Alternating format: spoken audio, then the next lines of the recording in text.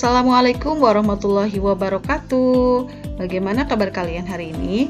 Semoga sehat semua ya. Pertama-tama, Ibu ucapkan selamat karena kalian sudah berhasil naik ke kelas 9. Nah, di kelas 9 kalian akan belajar materi-materi yang lebih menarik dan menantang lagi. Untuk itu, tetap semangat. Dan di video ini kita akan membahas bab pertama di kelas 9, yaitu mengenai sistem reproduksi manusia, bagian pembelahan sel. Untuk itu, mari kita mulai. Teman-teman, pernahkah kalian berpikir mengapa tubuh kita bertambah tinggi, atau ketika luka, baik itu karena pisau atau karena terjatuh, luka dapat sembuh kembali? Mengapa hal itu terjadi? Ya, tubuh kita bertambah tinggi atau luka dapat sembuh itu adalah peranan dari pembelahan sel. Apa itu pembelahan sel? Pembelahan sel adalah proses yang membagi sel induk menjadi 2 sel anakan atau lebih.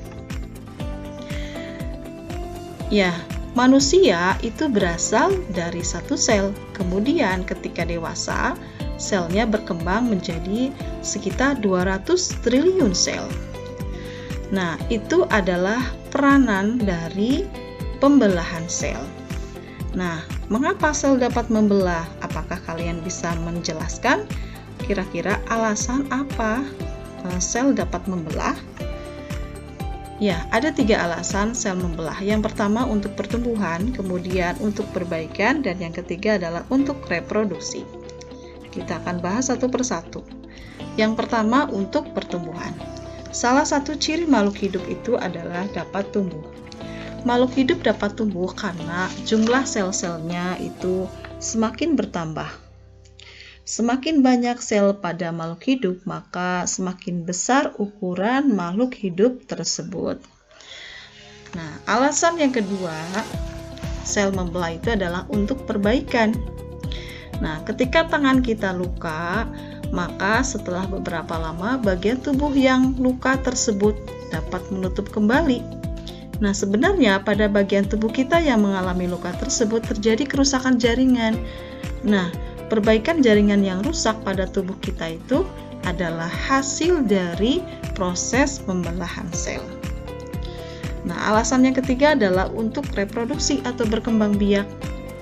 Nah, ciri makhluk hidup yang lainnya adalah reproduksi. Nah, pada reproduksi secara seksual diperlukan sel kelamin untuk membentuk individu baru atau anakan. Nah, proses pembentukan sel kelamin ini dilakukan dengan cara pembelahan sel. Selanjutnya, jenis-jenis pembelahan sel. Pembelahan sel dibagi menjadi 2. Yang pertama, pembelahan mitosis, dan yang kedua, pembelahan meiosis. Pembelahan mitosis memiliki ciri-ciri yaitu terjadi pada sel-sel tubuh atau somatis, kemudian menghasilkan 2 sel anakan, dan jumlah kromosom sel anakannya sama dengan jumlah sel kromosom sel induk, atau dengan kata lain bersifat diploid. Sementara itu, pembelahan meiosis terjadi pada sel gamet atau sel kelamin, menghasilkan 4 sel anakan, dan jumlah kromosom sel anakannya setengah dari jumlah sel induk, atau dengan kata lain bersifat haploid. Berikutnya adalah tahap-tahap dari pembelahan sel. Kita akan mulai dari tahap pembelahan mitosis. Pembelahan mitosis merupakan proses yang berkesinambungan yang terdiri atas 4 fase, dimulai dari profase, metafase, anafase, kemudian telofase. Setiap fase-fase ini memiliki ciri-ciri yang berbeda. Kita mulai dari profase. Profase ini pada tahap ini terjadi peristiwa yaitu kromosom sudah mengganda, kromosomnya sudah mengganda, kemudian membran intinya mulai rusak menjadi bagian-bagian kecil yang disebut sebagai fragmen. Setelah itu, proses selanjutnya adalah metafase. Pada tahap ini, kromosom berjajal pada bidang-bidang pembelahannya. Kemudian, tahap selanjutnya adalah anafase. Pada tahap ini, kromosom bergerak menuju kutub yang berlawanan. Kromosomnya bergerak menuju kutub berlawanan. Nah, pada akhir anafase, kedua kutub sel memiliki kromosom yang jumlahnya sama. Tahap selanjutnya adalah telofase. Ini tahap telofase. Peristiwa yang terjadi adalah membran inti mulai kembali bergabung. Membran inti bergabung. Kemudian terbentuk dua sel anakan yang bersifat diploid. Nah, pada setiap akhir dari pembelahan mitosis, yaitu fase telofase, umumnya selalu diikuti dengan pembelahan sitoplasma yang disebut sebagai sitokinesis.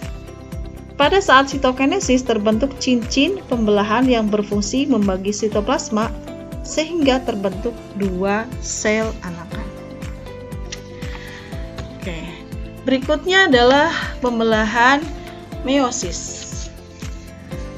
Pembelahan meiosis itu adalah pembelahan sel yang menghasilkan 4 sel anakan, yang masing-masing sel anakan hanya memiliki separuh dari jumlah kromosom sel induknya.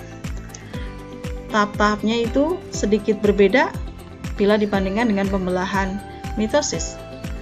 Nah, di sini ada profase 1, metafase 1, anafase 1, telofase 1, kemudian diikuti dengan profase 2, metafase 2, anafase 2, dan telofase 2. Kita bahas dari profase 1. Pada profase 1 ini yang terjadi adalah peristiwanya membran inti mulai rusak menjadi bagian-bagian kecil, kemudian kromosom sudah menggadah dan memadat. Pada metafase, kromosom berjajar pada bidang pembelahan, kemudian pada anafase 1, kromosom bergerak menuju ke kutub-kutub yang berlawanan. Kemudian pada telofase 1, kromosom homolog memisah dan bergerak ke kutub-kutub yang berlawanan. Membran inti mulai terbentuk kembali dan terbentuk dua sel anakan. Ya, di sini terbentuk dua sel anakan yang bersifat haploid. Lalu dilanjutkan dengan profase 2 ya. Profase 2 di sini membran inti mulai rusak menjadi bagian-bagian kecil. Yang ini juga sama. Kemudian metafase 2-nya di sini. Pada metafase 2 kromosom berjajar pada bidang pembelahan. Kemudian pada anafase 2 kromosom bergerak menuju ke kutub-kutub yang berlawanan, dan pada telofase 2 membran inti terbentuk kembali sel anakan ya, masing-masing 2, jadi semuanya ada 4 sel anakan yang bersifat haploid. Jadi kalau pada proses pembelahan atau tahap pembelahan meiosis itu waktunya lebih lama karena terjadi 2 kali pembelahan ya. Setiap sel anakan nanti akan mengalami pembelahan lagi menghasilkan 2.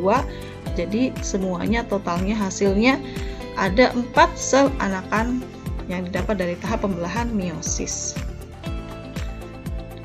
Ya, demikian penjelasan mengenai pembelahan sel, semoga dapat dipahami. Billahi taufiq wal hidayah. Wassalamualaikum warahmatullahi wabarakatuh.